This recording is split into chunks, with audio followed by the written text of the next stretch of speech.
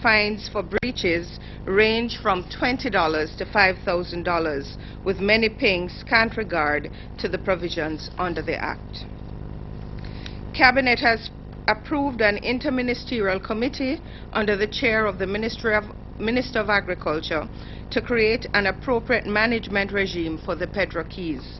This follows consideration of the findings of the socio-economic survey and carrying capacity study concluded on the Petrol Keys, Northeast Key, and Middle Key. The Petrol Bank has been used by fishers since the 1950s. Currently, some 430 operators are licensed to operate from the area. Issues of unlicensed fishers, the lack of adequate infrastructure, including human and solid waste management, and the generally deplorable conditions on the Keys have been among the problems affecting the fragile ecosystem.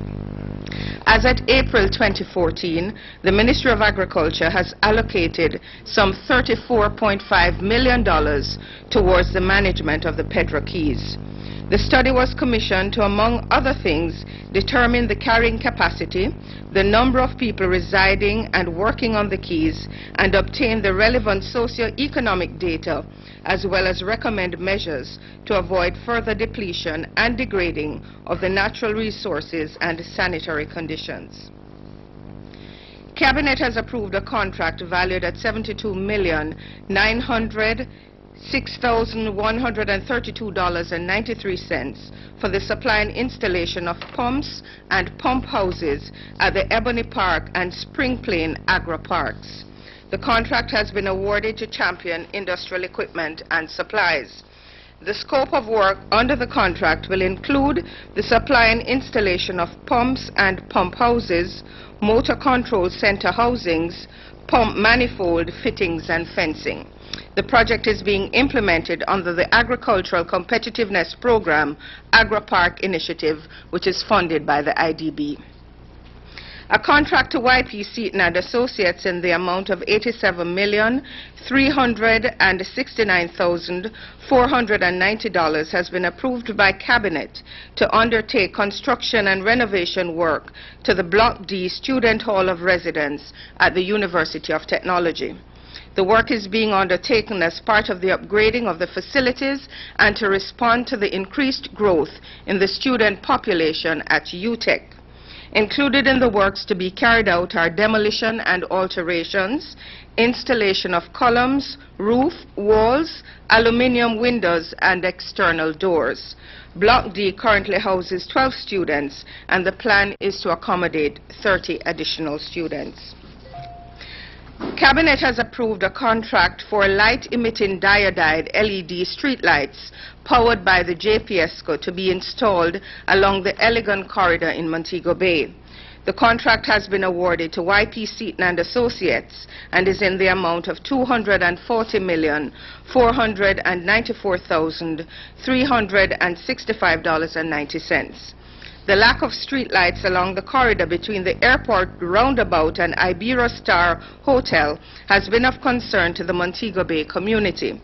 There are safety concerns, not the least of which is the high number of road accidents, some of which have resulted in the loss of lives. The project is being funded through the Tourism Enhancement Fund with the National Works Agency as the implementing agency. And finally, with the worsening drought situation facing the country and falling levels at the two largest reservoirs, Water, Land and Environment and Climate Change Minister Robert Pickersgill has instructed the National Water Commission to issue prohibition notice on the washing of vehicles, watering of lawns, and the filling of swimming pools, among other non-essential uses. We have with us this morning Mr. Mark Blair, Vice President of Operations, who will update us on the situation and the measures being implemented by the NWC. And we also have Mr. Jeffrey Spooner, Head of the Met Service, and he will also update us on the climatic conditions.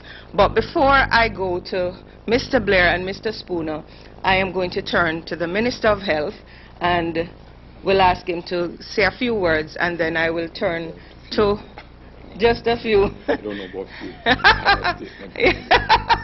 Well, it's plenty few.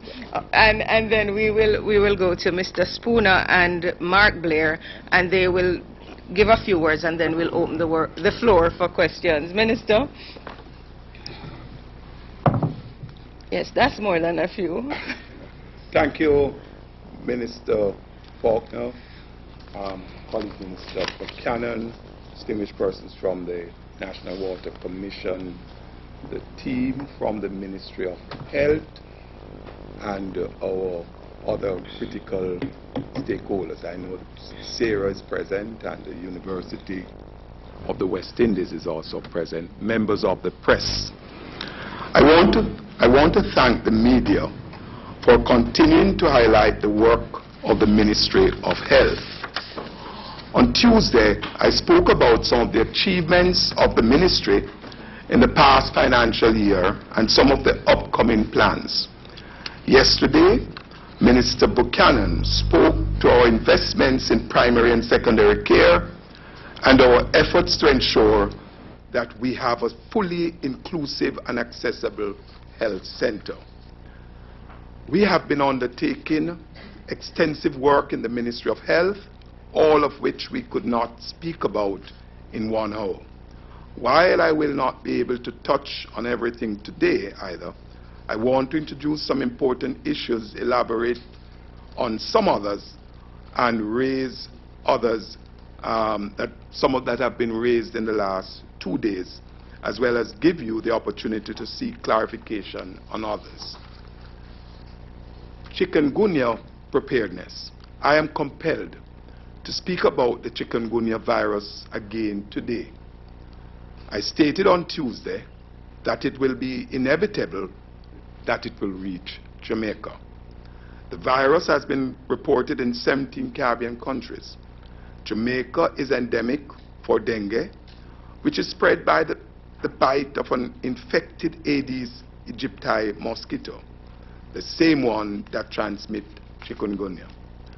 Given international travel and trade, it is very likely that sooner or later cases of chikungunya will be introduced in the island. I want to stress the importance of personal responsibility on the part of Jamaicans for us to be able to adequately manage the spread of vector-borne diseases, including chikungunya.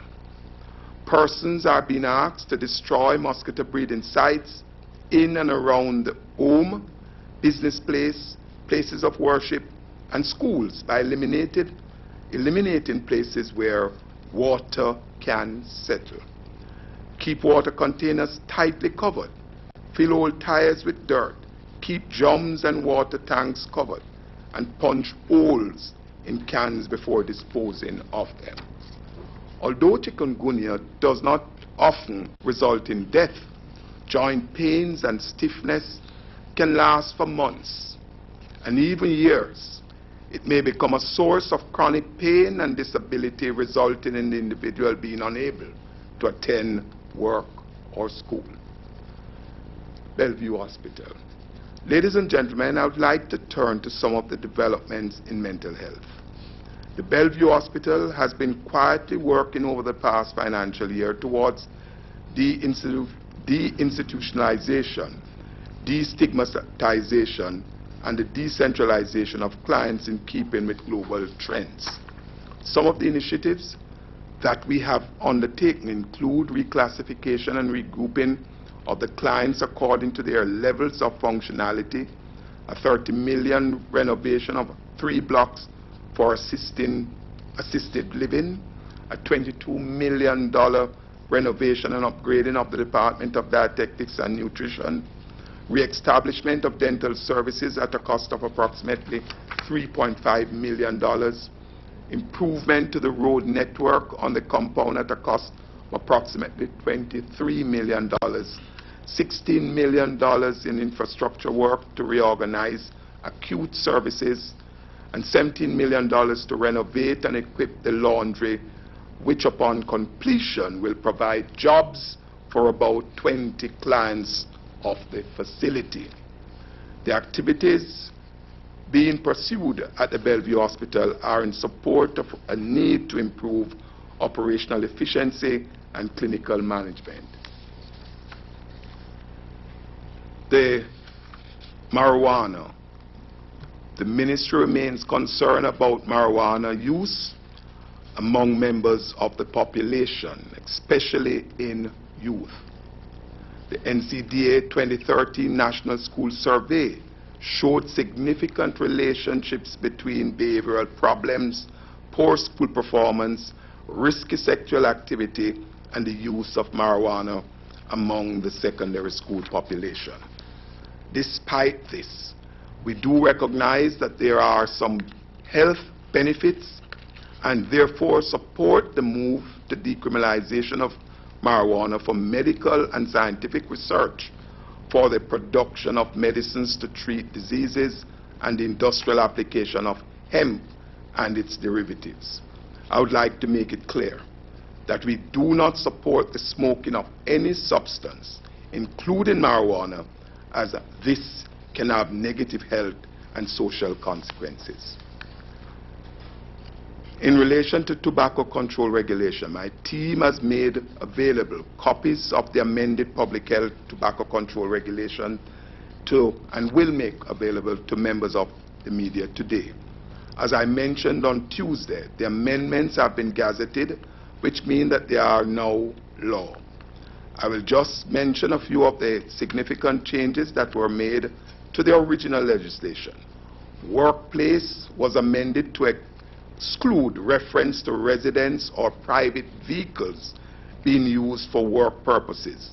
The prohibition still applies to residence used for commercially operated childcare activities. The requirements for graphic health warning of tobacco products will now be 60%, moving from 75%. Penalties have been lowered for breaches by individuals and small vendors. The fine for a first offense will be up to 10,000, second offense up to 25,000, and subsequent offenses up to 50,000. The transitional period has been extended to August 16, 2014. Effective June 27, 2014, sanctions will be imposed for breaches of provisions related to labeling and other operations. Alcohol. On Tuesday, I spoke about our intention to tackle the problem of excessive and harmful use of alcohol. I want to make it very clear that the intention is not to take away persons' freedom to drink, but to address the issues surrounding the harmful and excessive use of the substance, which may cause negative health and social consequences. I feel a sense of responsibility to deal with this issue as the Minister of Health, and could not ignore the fact that the harmful use of alcohol ranks among the top 5 risk factors for disease, disability, and death throughout the world, and is a causal risk factor for more than 200 diseases and injury conditions according to WHO. We will be developing a national alcohol policy after consultation with various stakeholders, including the alcohol industry. Financial considerations in health. Yesterday, the opposition spokesman on health spoke to the effect of the economic and financial crisis on the health sector. Let me make it clear that the government is cognizant that the current fiscal climate has affected all sectors, including health. However, health, as well as education and national security, have been treated as a priority area by the government in crafting the budget. We recognize that we have to take certain actions in addition to this to ensure that the business of the ministry is sustainably maintained. We have done some efficiency and taken some decision in terms of the GOJ card, the takeover of the pharmacy by the NHF, the integration of HIV program with the National Family Planning Board, development of e-health strategy, and the introduction of electronic patient administration system as part of our efforts to gain efficiency gains in that regard. The opposition spokesman also raised the issue of unpaid deduction. I have instructed the regions involved to put measures in place to ensure that staff deductions are paid each month and that arrears are addressed.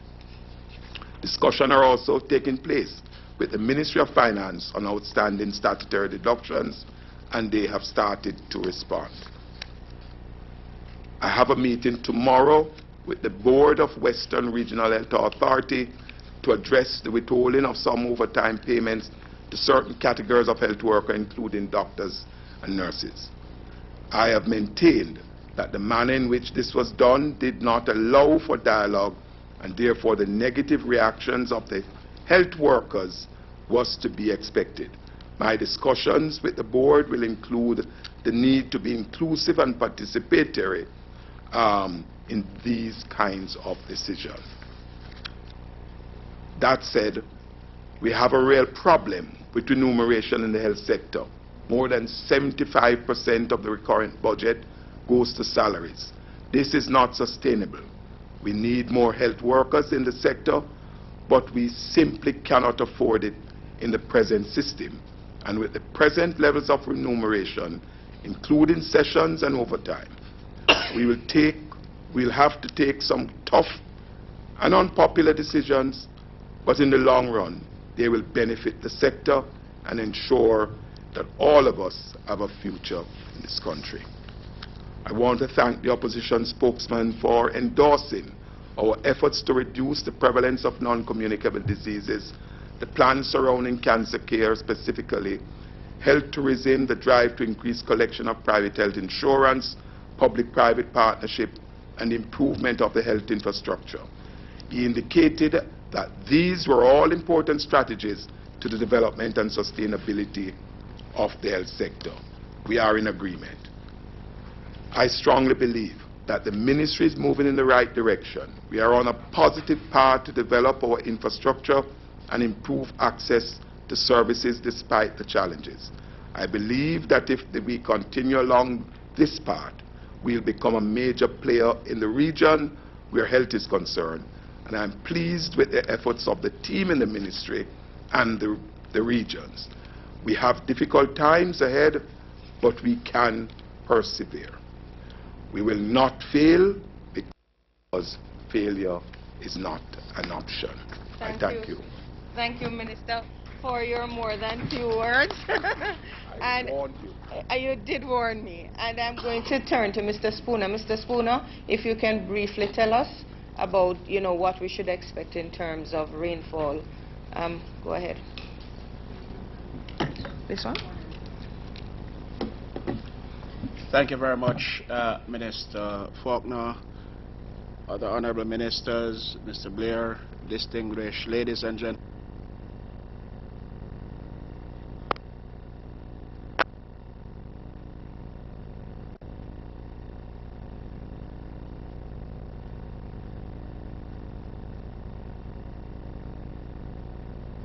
October, November, and of course the dry periods January through to April and July through to August. What has happened really since the start of the year is that only during the months of January and May have we received above normal rainfall, and to date the cumulative rainfall is 4% below what is expected for the year. On an average, Jamaica receives about 21,000 million cubic meters of rainfall annually. Now, the May rainfalls had brought some alleviation to the dry conditions and drought conditions in some parishes. However, the June rainfall did not occur. What this simply means is that the July to August dry period will pose a severe challenge for us. If we look at the projection as we move forward, the projection is for below average rainfall for the period July through to December. And looking at the drought, I just need to indicate as well that the worst affected parishes are expected to be Kingston and St. Andrew, St. Thomas, and St. Elizabeth. If we look at the drought or the prediction of the drought conditions for the next 3 to 4 months, parishes of Manchester, that's the southern parishes of Manchester, Clarendon, and St. Thomas, and the northern parishes of Portland and St. Mary are at risk of falling below drought conditions for the period July through to September.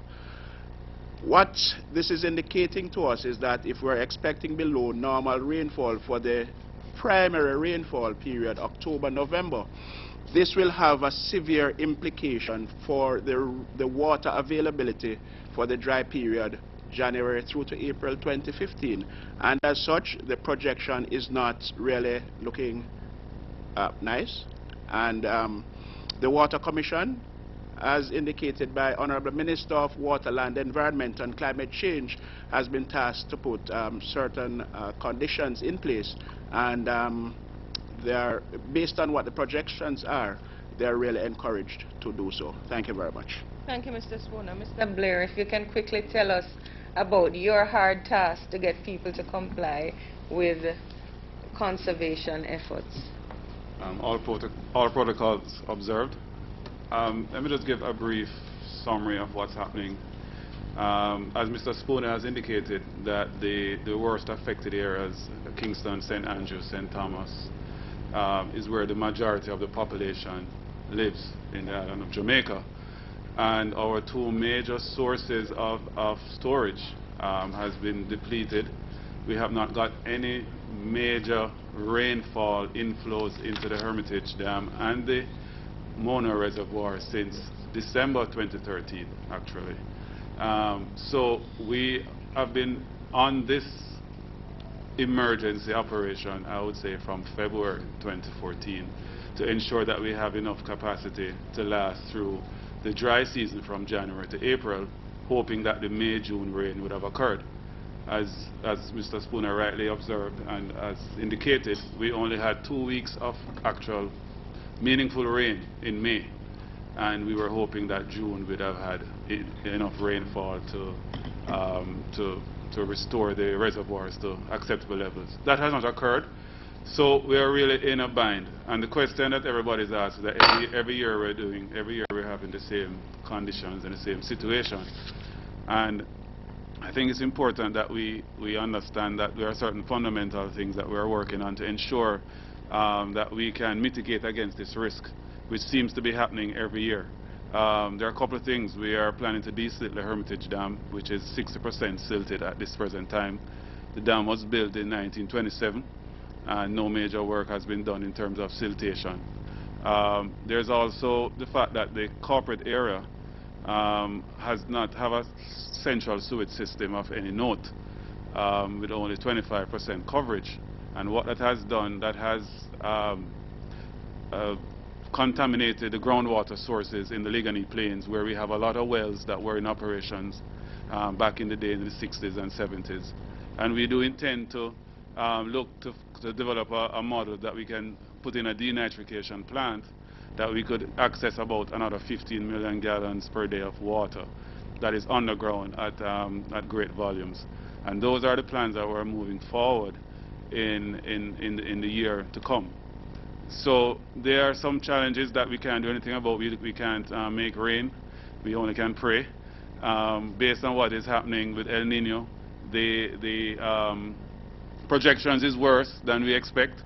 So we have to have mitigating measures and contingency plans to deal with the lack of rainfall. And the best solution in our mind is to go to the groundwater, which is contaminated now with higher than normal nitrate levels.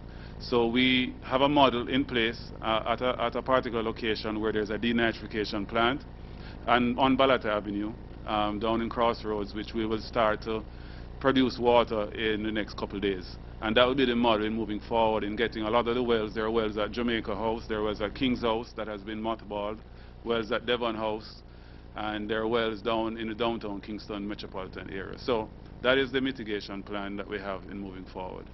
Thanks. Thank you so very much. Mr. Blair, now we open the floor to questions. Do we have any? Oh, Hope Ton. Surprise, surprise. That's so true, Hope Ton. Yes.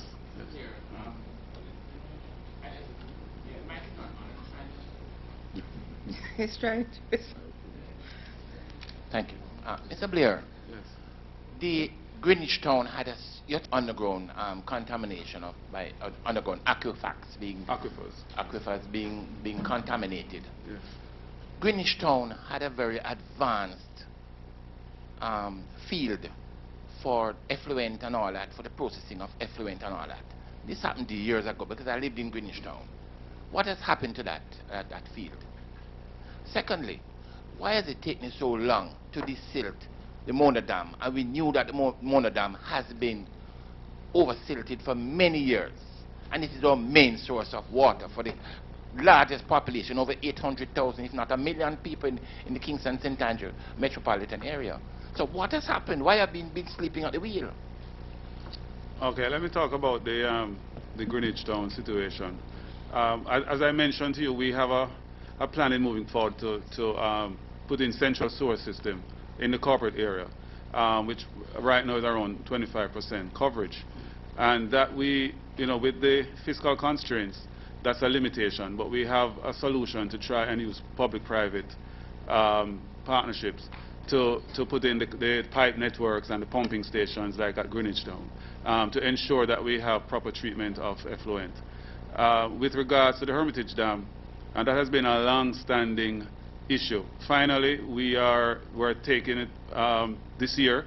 In fact, we're in the middle of a procurement process where we have shortlisted a few contractors based on certain criteria on the expression of interest. And we have had NCC endorsement on how to procure the services of a contractor to desilt over 1 million meter cube of sand and gravel and silt. And so we are in the process, and we expect to start that project construction in 2014, December 2014. Desilting. Desilting in 2014, December 2014, and we expect 8 to 10 month construction desilting period.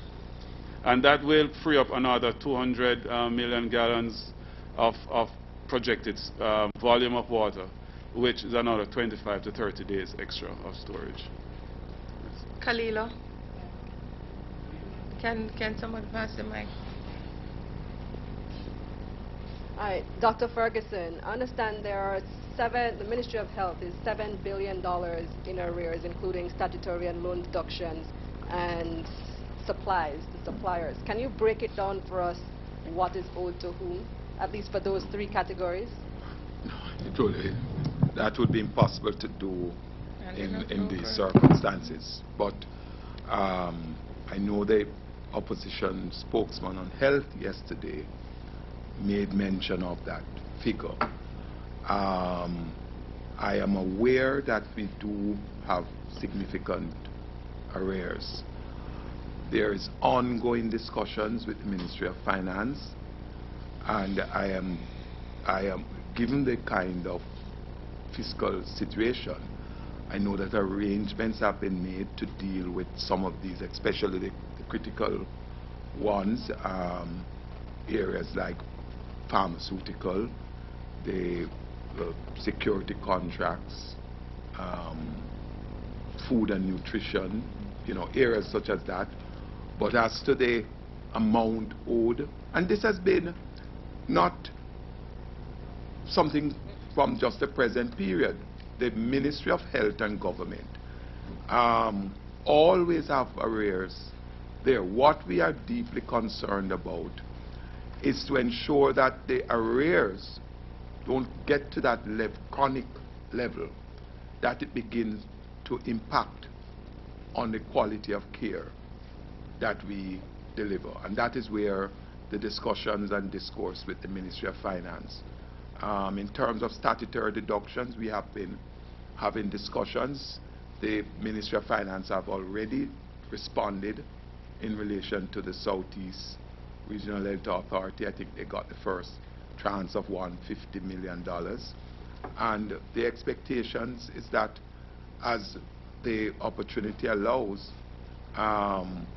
they will continue in relation to responding to those critical areas. Well, you accept that $7 billion is the overall figure, that's correct? I cannot use a figure put forward by the opposition spokesman on health. I will confirm that figure after verification in my ministry. But that was said in that the Ministry of Finance had said it some time ago. I think that's how they finance opposition. Khalila, we will come back around. But Ms. McLeod from TVJ?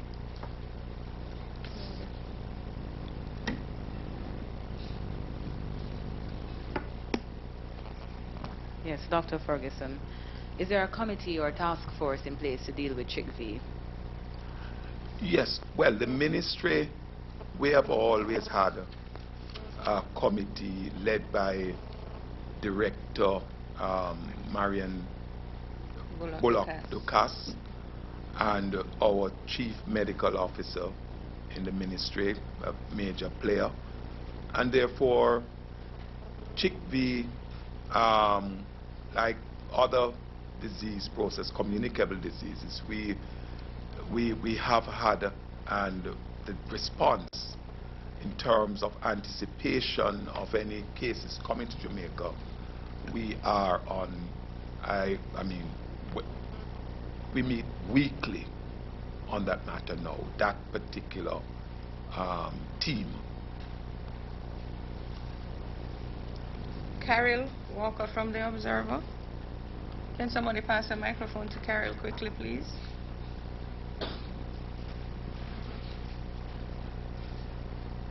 I'm supposed to have two, one for it. Oh. Yes, good morning. Two questions. Mr. Blair, you spoke about the plans for desilting the Mona Dam. No. But Hermitage. The Hermitage. Hermitage. Sorry, I'm Yes. sorry. The Hermitage Dam. But when that happens, so do you have a backup plan to provide water? That means if you are desilting the dam, no water will be provided from that source. So what are the implications of desilting the dam for users like me who I get my water from the Hermitage Dam? What's going to happen then? Are we going? How long is it going to take? Are we going to be out of water for all of this time? What are the implications here? No, the desilting of the Hermitage Dam, and let me say that we had some information on both the Hermitage and the Mona, because there are a lot of misconceptions in terms of the Mona Reservoir as well. And we did extensive dives on both storage facilities at the beginning of 2014. And what we found was that Mona Reservoir is only 6% silt in terms of siltation, while the Hermitage Dam is over 60%. With regards to the actual work, it won't affect the production of the Constant Spring water treatment plant. The methodology that we're looking at to desilt the Hermitage Dam would not affect the water coming from the Hermitage Dam. And secondly, we deliberately choose the beginning of the dry period to start the desilting, which is the December 2014 as well. So it won't impact the volume of water coming from the Hermitage Dam. And the other question is for Minister Farmer. You mentioned something here, Minister. Yeah. $87 million a contract to Mr. Y.P. Seaton, right, for Block D at UTEC. Right.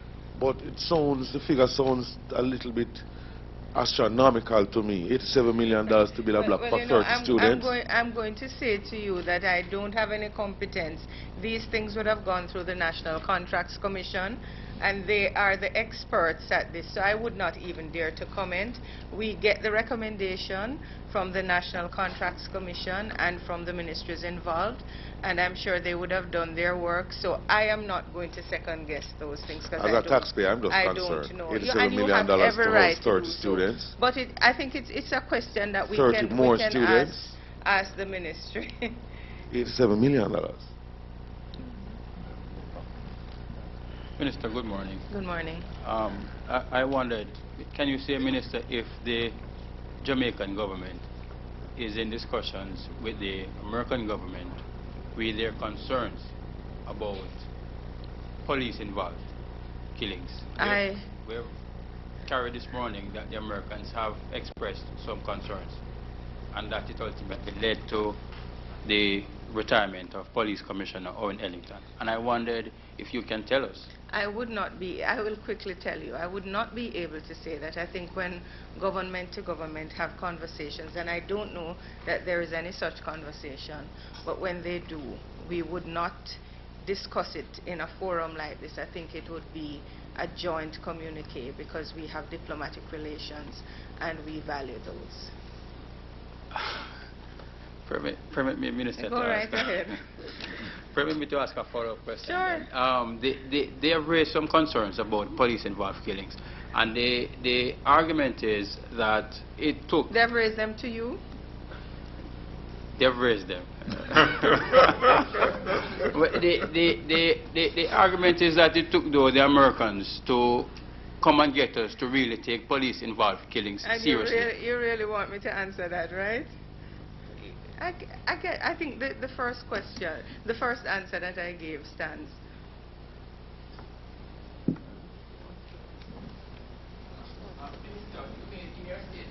Yes. Hold on. No, hold on. No. I have not acknowledged you. We have a lot of other people. Yeah, we're just going to... Hold on, please. Hold on, you know the rules of engagement here. No, you're not going to get to break any rules in my press briefing. Good morning, Mr. Ferguson. As it relates, you said tougher decisions will have to be made as it relates to sessional rates, resalaries in the health sector. Could you elaborate a bit on that? When I said in terms of tougher decision, what we're really speaking about is how do we, in a special period like this, without compromising quality, work towards efficiency gains in the sector. And that is what we are attempting to do. We have a budget, a recurrent budget of $34.77 billion for 14-15. I spoke to the fact that over 75% of that budget essentially is for the human resource side of the budget. And we understand that because it's a technical ministry. But in the present circumstances where sessions and overtime can be 2 or 3 times more than your salary, we are saying that something has to be done. But it cannot be done in a one way. It must be done born out of engagement of the professional associations, engagement of the critical stakeholders, and engagement in a timely manner. Because this conversation has been on the table for quite some time. It's not just recently. Successive administrations have grappled with it, even outside of an IMF arrangement. But I'm now saying that it requires boldness, it requires courage, because when you're dealing with professionals, it is not the easiest group. I myself is a part of it, and therefore we have to find a way, and I'm just giving signal that the conversation will continue with the hope that both parties will see the wisdom in that. Kalila, before we go, is there any member of the press who hasn't had a chance to have a... No, well, Abka will come in when he's ready. Morning. Question for Minister Ferguson or Minister Buchanan regarding the impeding water crisis that we're having now. What will the Ministry of Health, are any plans to assist with the NWC and other agencies? Because you know when your water shortage, some have more persons getting sick based on different health, other health concerns. Good question. The ministry, we are making special appeal to the National Water Commission, because in the past, and we have had experience, that in the past we have had experience where shortage of water in our hospitals, and we are really making a special appeal, even as we are having discussions with them, that essential services like hospitals, schools, would have to be given special priority in periods such as this. Even as I would, in the case of schools, that we have to get our principals and others to speak in terms of education, because waste also is important in all of this, especially in our schools. But we look forward to NWC continuing to work with us in this difficult period. Kalilo.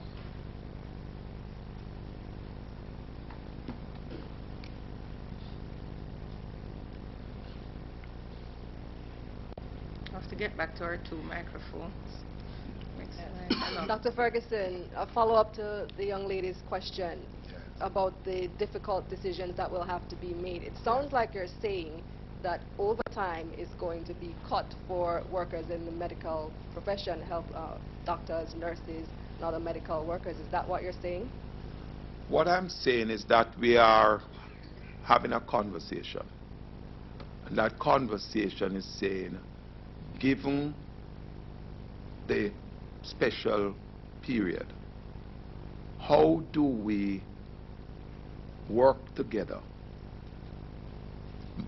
recognizing that health is one of those areas you can't just willy-nilly cut, whether it is session, whether it is overtime, because whatever you're doing, you have to be assured that you would not compromise what we regard as minimum standards. And therefore, the conversation is about how do you, in the present period, look at efficiency gains by way, for example, in the case of nurses, there is a possibility that you could employ additional nurses. That would possibly impact on the overtime.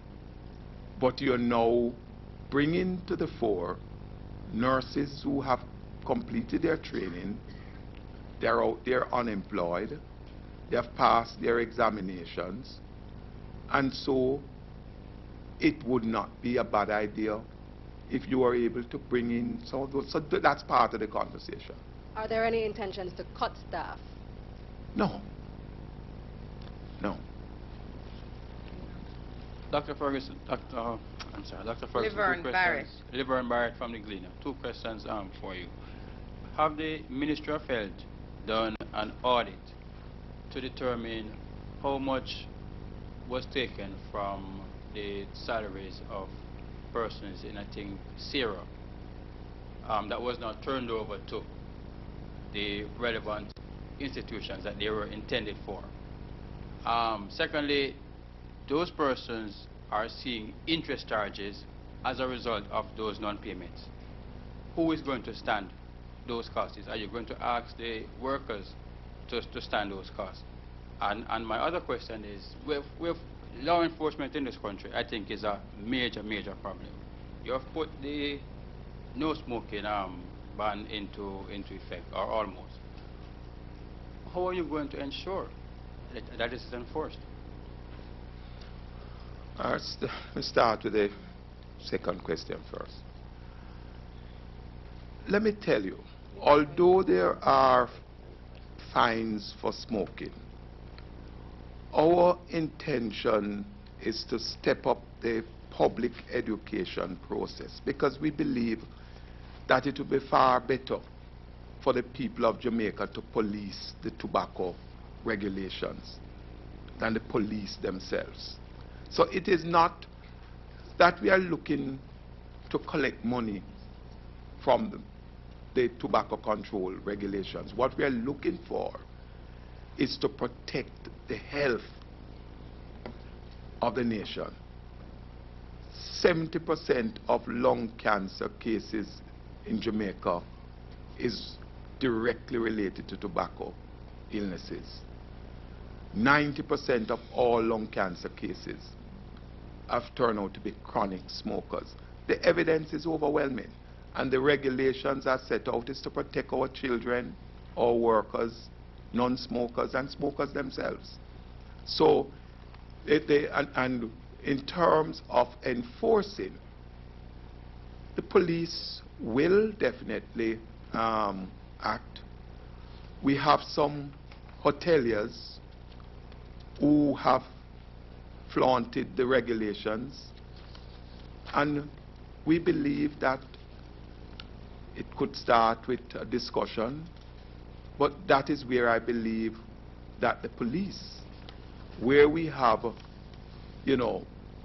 violation where persons are treating the regulations in a contemptuous way, I believe that that is where the police really ought to play its role.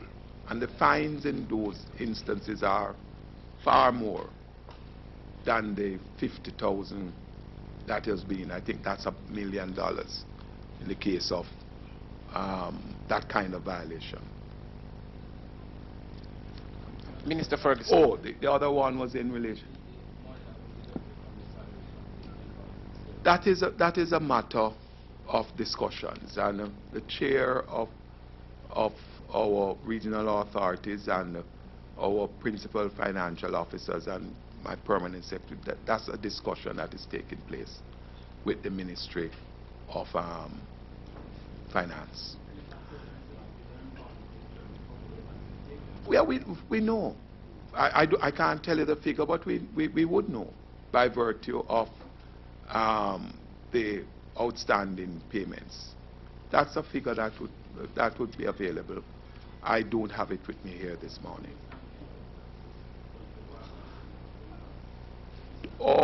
We have also had negotiations with the banks. We have had negotiation with the banks and other institutions. So, it wouldn't be for me to disclose or to take a position on that publicly.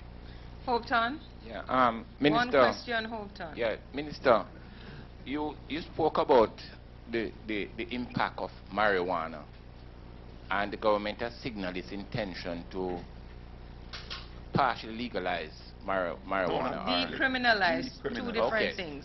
All right, decriminalize the use of marijuana, say, for example, by Rastafarians for sacramental use, etc. Okay.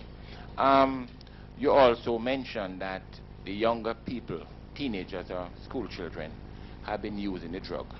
I just want to ask you a two-part question. One, what efforts are you going to make to ensure that the use of marijuana in schools or other places of where children gather is going to be curtailed to a minimum, because this could damage them for later on? Incidentally, I am told that it affects sexual activity, so we could be looking at a sexualist population down the road. Hopetoun. It could have a serious impact on demographics, And secondly, in terms of the chicken. You just said the chick-V virus. Personal hygiene is a very critical thing in the spread of communicable diseases. So what is going to happen in terms of the public education as it relates to avoid the spreading of chick-V, and what is going to happen, especially like how the Water Commission has been on record of having distributed contaminated water or lack of purified water to the community, which has seriously damaged our country. So how are we going to be dealing with that? Two things. In relation to the marijuana, the National Council on Drug Abuse, they are the agency of the government that is tasked to carry out that kind of work, and they are present in the schools. We have other critical stakeholders that have also worked with the ministry, and so in this period there's also discussions with the Ministry of Justice in terms of a kind of joined up approach at that time in dealing with the public education side of it, especially with our young people. In relation to the chick-V, again, vector-borne diseases, we talk about water and water source, not just a drought situation or just a personal hygiene, but it is the areas, those tires you have in the backyard, those containers with still water. That is where you have the development of the Aedes aegypti mosquitoes, which are the carriers of the virus. And so the public education and the public appeal that I'm making is the question of personal responsibility. While government will fog the areas and deal with, cleaning up drains and, that kind, dealing with killing the sites, we believe that public responsibility would be a big factor in how we go forward. Just like Mr. Bertram, before you take your question, Mr. Blair would like to clarify Hopeton's hysteria. Yes. So. Let me just, in addition to the minister, there's no accident that Jamaica doesn't have a lot of these communicable diseases. In fact, over the last 2 years, the Jamaica water, through National Water Commission, has been voted the best quality water, best tasting water in the Caribbean. With regards to the water quality issue that came up recently in rural St. Andrew, we have identified the source of the issues, which were more logistic in terms of chlorine getting into those remote communities, and we have worked very closely with the ministry over the last 3 weeks to mitigate any failure on our part in terms of providing chlorine and disinfection for the water.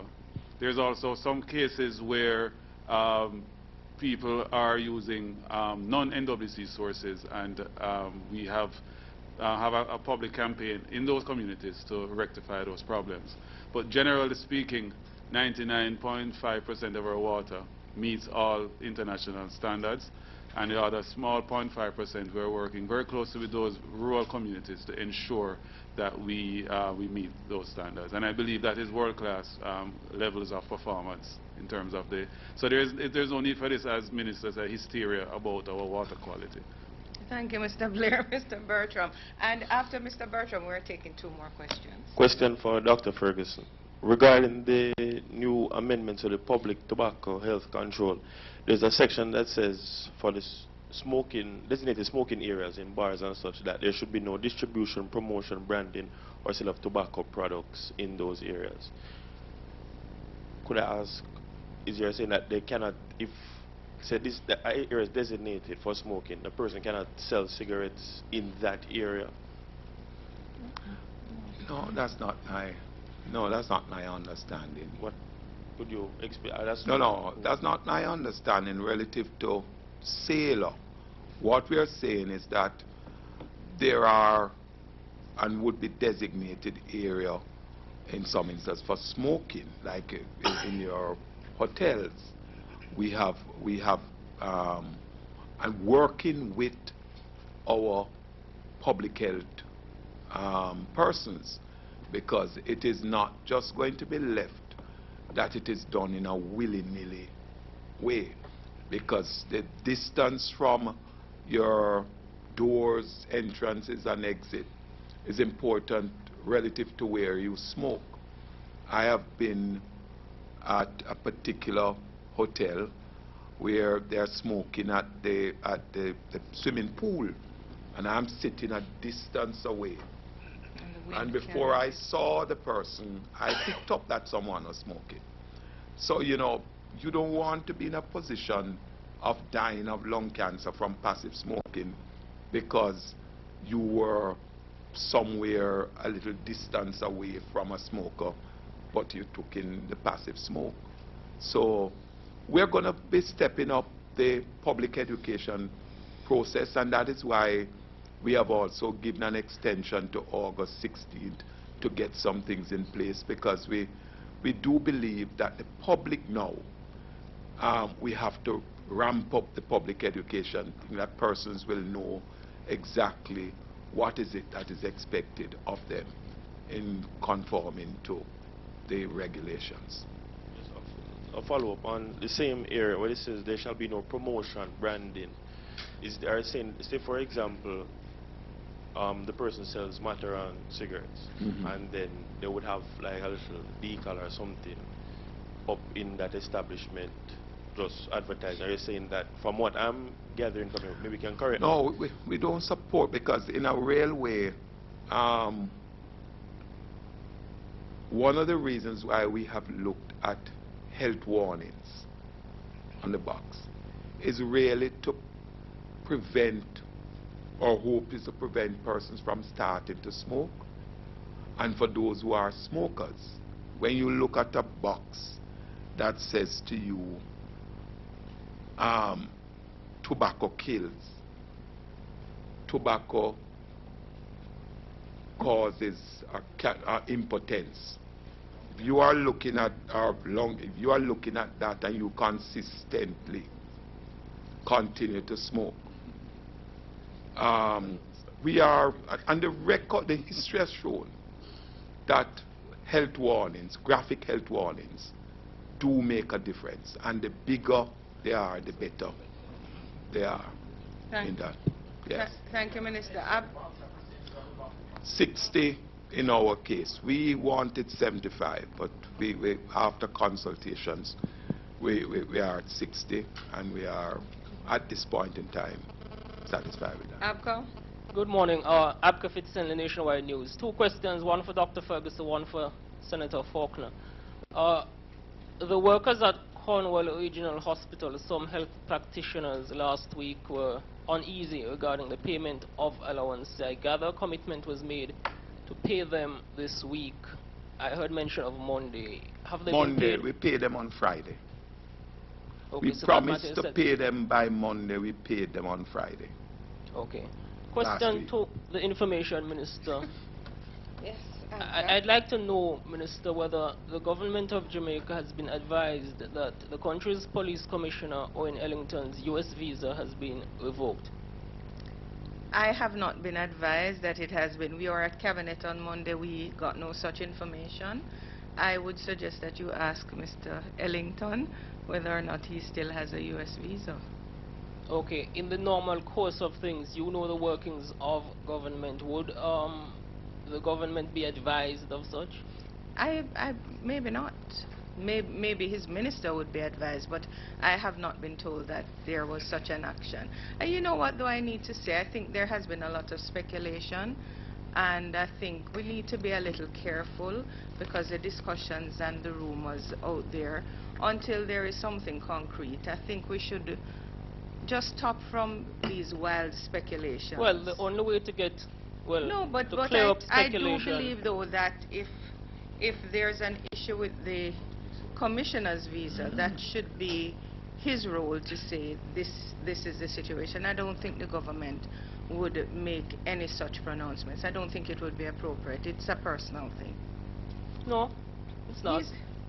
It is a personal thing. It is a personal thing.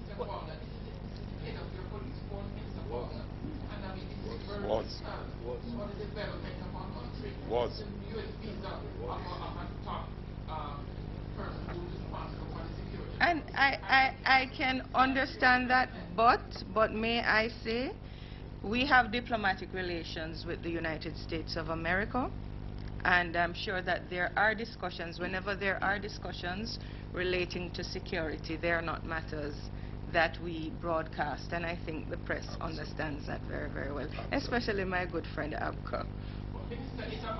Hopeton, you're not on yet. Sorry, you would love to interrupt my briefings. Hopeton. Minister, just a quick question. Sure. Was the government taken by surprise by Mr. Ellington's retirement? And how much is the Prime Minister monitoring or being kept abreast of what is The happening? Cabinet was briefed on Monday, and this was before the public announcement was made. And you know, as you know, Hopeton, we would not want to hear the discussions about the board meetings of Amen Media publicly, in the same way we would not make public the Cabinet discussion. So, thank you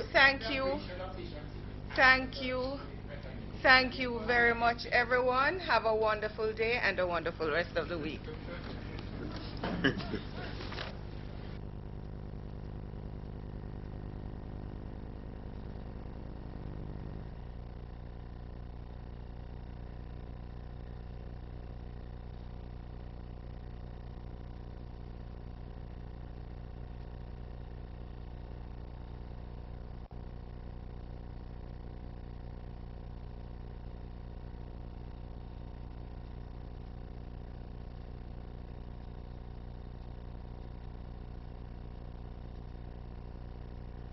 Brought to you by Telligence Inc. Telligence Inc., turning broadband and internet into services.